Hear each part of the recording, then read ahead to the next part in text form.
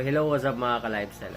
So, for today's video mga ka-lifestyle, since marami na naman akong mga nababasang mga hindi maganda about dun sa mga biktima ng online leading application, and then lately, meron din ako mga nare-receive na mga katanungan, na talaga namang meron talagang sign na depressed na yung tao, sa kakaisip kung ano yung gagawin nila sa kanilang problema, sa kanilang mga online application, Let me say this mga ka-lifestyle, yung mga na-experience nyo ngayon, actually, wala po talaga yan dati sa na-experience ko, And then, marami din mga instances na talaga namang yung iba halos hindi na nila makaya, nag-a-attempt na sila ng hindi maganda sa kanilang sarili. You know what I mean, And then, napapabayaan na yung kanilang sarili sa kakaisip ng solusyon, sa problema nila. So, whether you like it or not, mga ka-lifestyle, nandiyan na yan, We have to face na lang, We have to come up with another solution to that kind of problem, Regarding sa mga biktima ng online leading application na nakaka-receive ng mga kung ano-anong mga hindi magagandang text, email, or let's say harassment na talaga totally sa mga agent ng online leading application, ang isa lang talaga yung masasabi ko or mapapayo ko sa inyo, wag nyo nang bayaran yan, again and again and again. Kulang pa yung mga masasakit nilang salita, sa perang utang natin na ibabayad sa kanila, kulang na kulang pa po, meron tayong karapatan as a borrower, hindi naman porket nakautang tayo sa kanila, mamaliitin na lang tayo, tatapak-tapakan na yung pagkatao natin, Marami pong mga biktima ng online leading application, mga ka-lifestyle, na nakamove on na, naka-recover na, dahil sa panunod ng mga videos gaya ng ganito. Again, let me remind you lang, once upon a time, talaga namang naging biktima rin tayo, Lahat po ng mga opinion ko na sinishare ko sa inyo is based lang din dun sa mga kapwa natin biktima, Nagbasa-basa ako ng mga comments, nanood ako ng mga videos, Basta mapagaan ko lang yung sarili ko, kumbaga, maliwanagan yung utak ko kasi hindi ko na talaga alam kung ano yung gagawin ko, Sa lahat po ng mga may utang sa online leading application, mga ka-lifestyle, na until now talaga madalas ma-mention, madalas na mabasa ko about kung ano talaga yung gagawin nila. Problematic na sila, hindi na nila alam yung gagawin, kasi yung pinagbabantaan na sila. Once na pinagbantaan na kayo, mga ka-lifestyle, alam niyo na yung gagawin nyo, Alam niyo na yung gagawin nyo. Switch SIM card or mag-lock profile kayo.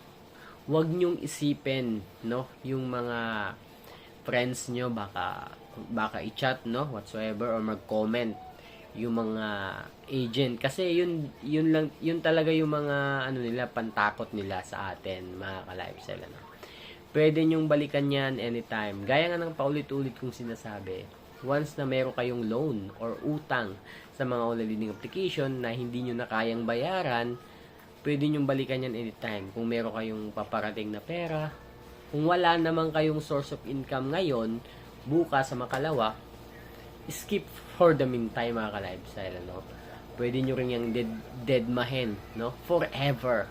Pwede nyo rin deadmahin yan forever. As long as naharas kayo, hindi maganda yung treatment sa inyo ng mga agent, tawag ng tawag, pati yung mga contacts nyo, pinagtatawagan, deadmahin nyo yan forever. Huwag nyong bayaran yan, Lahat po ng online leading application is loan shark, hindi man sila nangaharas, meron pa rin silang mga violation, like for example, sobrang tataas ng interest, violation po yan, against po yan sa batas, So again, hindi po kayo nag-iisa, sa laban na yan, mga ka-lifestyle. Marami po tayong mga nabiktima ng online leading application.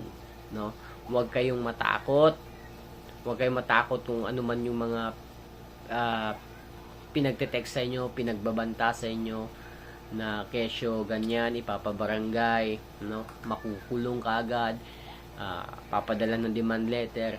Yan po ay strategy lang po nila, no? Other than that, wala na pong mga ibang mga silang gagawin, ano? Ganun lang po, pananakot lang po through verbal, through text, through email, no? Hanggang doon lang po, no? Mga documents na pwede mo ma-receive, wala pong ganun, ano? Yung mga hard copy, wala pong ganun, no? Mga soft copy lang na galing sa pinu-forward lang mula sa email, sa messenger, no? Wala pong sapat na pruweba kung totoo po yan o hindi. Basta ang pagkakaalam ko, hindi na po sila mag-aaksaya ng libu-libong pera para i-demanda lang tayo, no? Actually, mataas pa na proseso yan. Pwede pang gumastos sila ng malaki.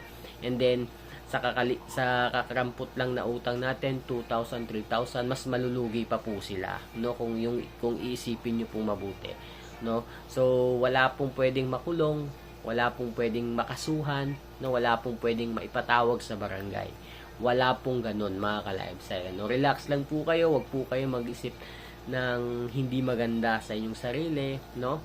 And then kasi the moment na nag-isip ka ng kung ano-ano, mas maapektuhan po talaga yung mental health natin, ano. So again, relax lang po tayo. Deadmatology, deadman nyo lang as much as possible para hindi na kayo ma-stress, magkaroon ng anxiety, no?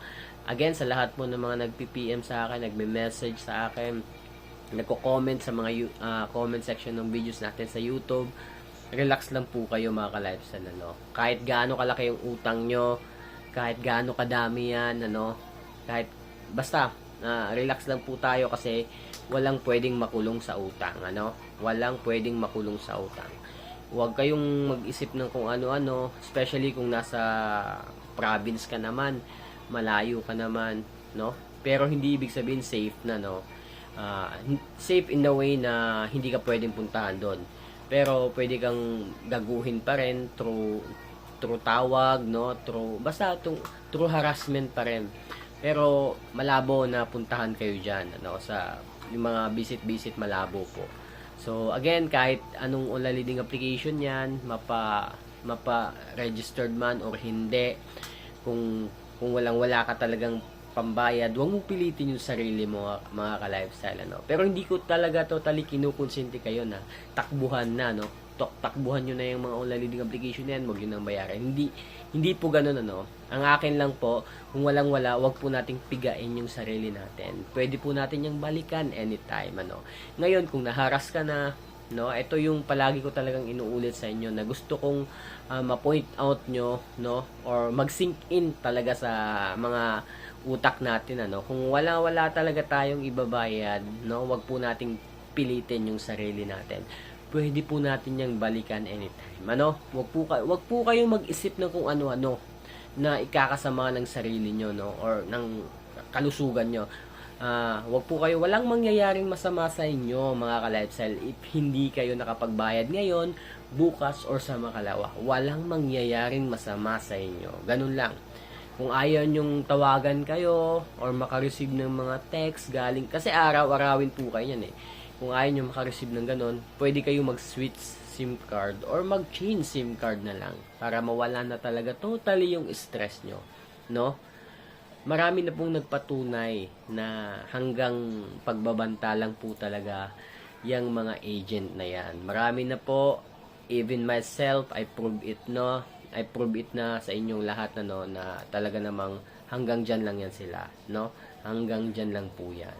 So, yun lang, mga ka-lifestyle, no? Sana meron kayong natutunan na pwede nyo ma-i-apply ngayon, no? Ngayon mismo sa mga problema nyo about sa online leading application. So, yun lang, mga ka-lifestyle, no? Peace.